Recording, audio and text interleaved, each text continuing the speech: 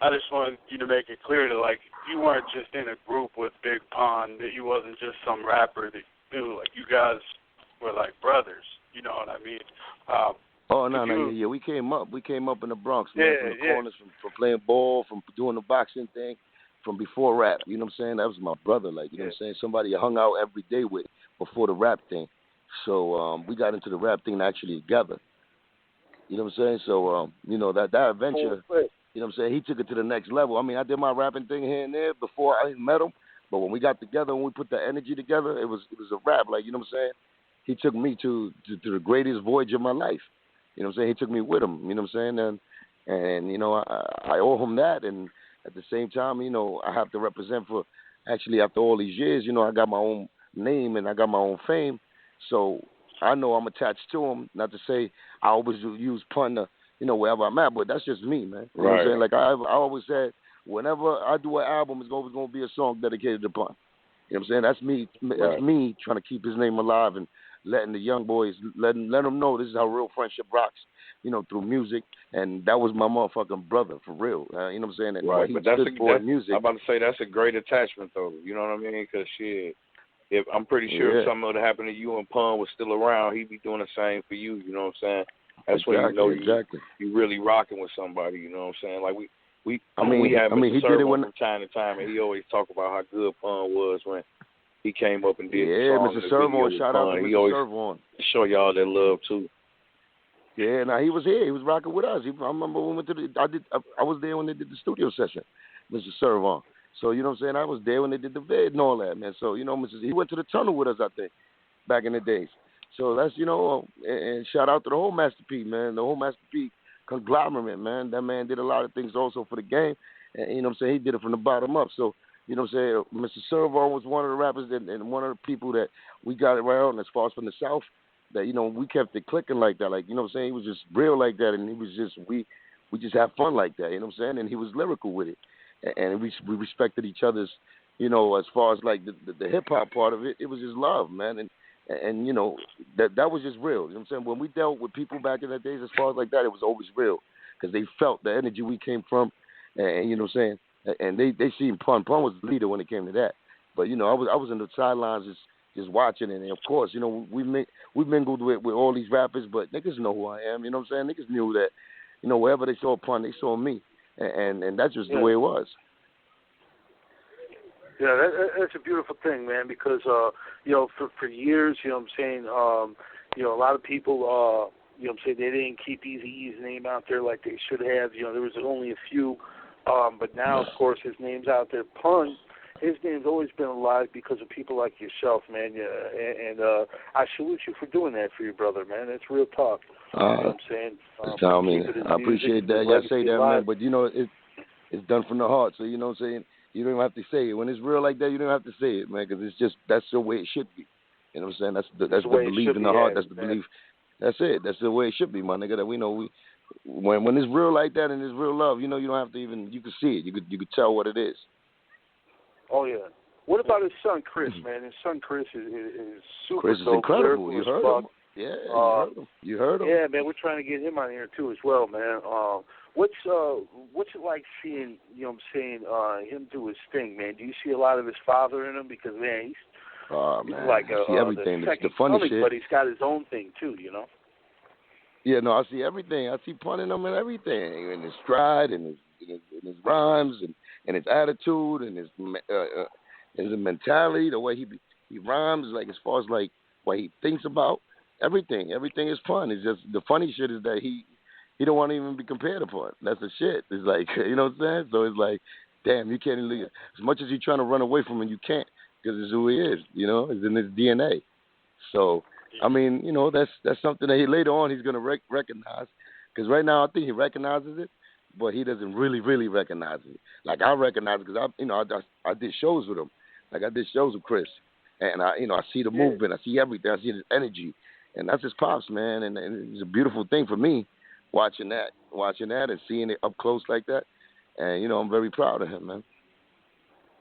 Yeah. Shit, I read somewhere, Cuban, that like back in the day, Chris was rapping with, was it Ben Vino's kid? I think it was Ben Vino's. Three down. called Three Down, I think. Three Down. Three Down, yeah. Yeah, you used to help him out, like write some shit for him or something, didn't you? Yeah. We was all, me, Scorp, which is his manager now. Yeah, I mean, I wrote him a little joint. I wrote him actually one little joint called Mamacita, some little kid joint and shit. And the other guy from Three Down, little kid from Three Down, was singing the hook and all of that. Be my Mami Chula, what it was. I think Mami Chula. Yeah, something like that. But it was a nice little, it was a nice little project. That didn't go too far because I don't know what happened between the business because I wasn't involved in that as far as the business. But yeah, it was actually Ray Benzino's son, this other little kid, singing kid, in that he sung, and Chris. And it was dope. It was dope, man. Like I said, I don't know what happened with the business that it didn't get done all the way. They should have because it was dope together. Yeah, that's so. Now what's your relationship with the rest of Big Pun fans? Like his wife, his other kids? That's my sister. So at the end of the day, I still go see him. Actually, I just stopped by her house like 3 days ago, pick up some chicken, and she's cooking up some shit. About to open up a little restaurant, and she wanted, she's giving out samples. So I stopped by the crib and all of that, and we hollered at each other, and then she gave me some chicken, and shit was delicious. And she about to do her food thing, so I give her my blessings and say, yo, you fucking crazy. Food has always been amazing. So that's my sister. Amanda, which is the firstborn, she's doing her glasses thing. If you see in the Instagram and Facebook, so she's been a hustler since she was born, really. So she got that hustling part from Pun. She got the charisma from Pun. So Star is one of actually she's the first one, but she possesses Pun's like fucking like humorous side, like I said, charisma, like everything. And she's big like him too. Like she's getting big. What she was always big, like she's getting too big. Is bottom line. I told her stop the shit, but you already know you can't tell her because she got the same mind as Pun. And she's beautiful and she's doing her thing. Her son Ether, and then you got Vanessa. Well, I used to always call Shesha. That was a short name. She hates when I call her that. It's Amanda, so I call Amanda Star. So Amanda I call Amanda Panda always since she was little for no reason. And then you got Vanessa, which I call Shesha. And she's good. She's college material. She's sung for a little bit, but she's doing an art and design thing, and she's very creative, man. And she just got she's more like Liza. She's more laid back, passive.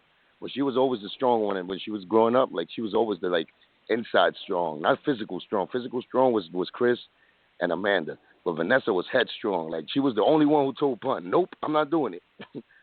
You know what I'm saying? Like, and Pun used to look at her like, "I can't even fucking do nothing to her." like he used to get mad at her because she used to stand up and be like, "Nope, I'm not doing shit." You know what I'm saying? When she was little, like probably like 2 or 3 years old, she was like, "Nope, I don't want to do it." And Pun. Pun at that time was real strict with his kids, man. And he there was times where the kids were scared of him and all of that, and they would do what he said. But Shesha was the one that was like, "Nope, I'm not doing it." So it's great memories, man. When you go back then, man, great memories. That's great. You still keep in contact with them, man, and that just shows, the brotherhood. I'm glad to hear about his family too, man. It's good. Everybody's doing good. And shout out to his wife. I hope her business is successful. Yeah, she's doing her thing, man. She's doing her thing, man. I mean, we've been through some shit, man. I mean, especially her. So at the end of the day, I understand. Like, even though when she goes in as far as like her heart and what she's been through, like I can't say nothing. I just gotta be like, that's her story. You know what I'm saying? She got her own story. She does. It might be a painful story. And when it's too much pain, there's always too much greatness and too much good shit. That's what happens, man. That's what happens when it's like that. And she got definitely one of them stories, man. And her husband was definitely my brother, and she'll tell you that herself. She used to get mad at me for always taking her time. She used to be like, "What the fuck, you fucking ham?" You know how motherfuckers be like when you got wifey, man. You hang out with another nigga too much, and that's your best friend. It'd be, "Why you fucking? Well, you should have got married to that nigga then." You know what I'm saying? So it's like that. It was like that. My wife was doing that with Pun. At the end of the day, my wife was like, "What the fuck, nigga? You should have married that nigga. You be spending every fucking minute with him." So so that's the type of relationship we had. Yeah, Cuban, we're actually going to play Flowers for Dead here in a little bit, man. But I just wanted to salute you on that, man, because I lost my brother last year. And when I hear that God song, bless. man, like, yeah, the hairs stand up on my arm and everything, man, and like you can tell in that song that that's just 100% real shit. That Big Pun wasn't your friend, like he really was your brother. You know what I mean? So No I doubt. salute you for No doubt. that song. You know what I'm saying? No doubt, man. I mean, you know, Yeah. I mean, you know how it go, man. Some tracks, man, just take us back into the actual time of something that was, you know, something that bad happened to us, something great that happened to us. You know, that track right there just embodied everything of my heart and my soul to somebody, you know, to another brother that you know, that another human being that was really close to me, man. You know what I'm saying? And me, remember, I came from Cuba with just my mom, my pops, and my sister. So when I got here, to really add somebody like that, or somebody to come in my family, and me consider them family, and them consider me family, and then we go that far, and we take it that far, he takes me with him. You know, that's a whole different fucking spectrum. So, you know, that pain is definitely in that song, and those cherishing of the memories, and just, you know, sometimes we need a vehicle to get it out, get the pain out, and that's what I choose to do. You know what I'm saying? That's what I guess God gave me the strength to do, is you know, follow those emotions and get the feelings out through this, you know, music thing. And, you know, I'm blessed by that, you know what I'm saying? So at the end of the day, if that song right there could heal somebody or can relate to that message that somebody, you know, that lost somebody, you know how I feel, because you're going to feel that song. You know what I'm saying? That's why it's so strong, so powerful.